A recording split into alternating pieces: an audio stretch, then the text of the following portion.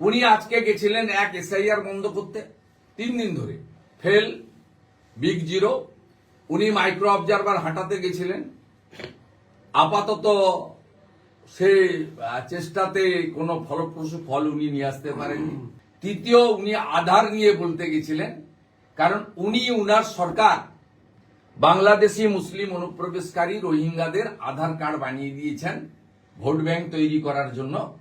মমতা বন্দ্যোপাধ্যায়ের মুখ, অতি সক্রিয়তা, উনি যে নির্বাচনে হারবেন, উনি যে ভারতীয়দের উপর বিশ্বাস করছেন না, উনি যে বাংলাদেশি মুসলিম অনুপ্রবেশকারী রোহিঙ্গাদের বাঁচাতে চাইছেন, পরিষ্কার হয়ে গেছে।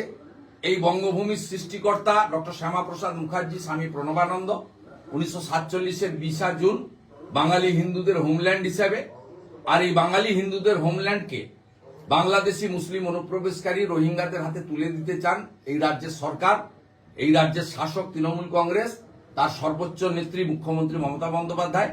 সেই কারণে তিনি এই সক্রিয়তা দেখিয়েছেন।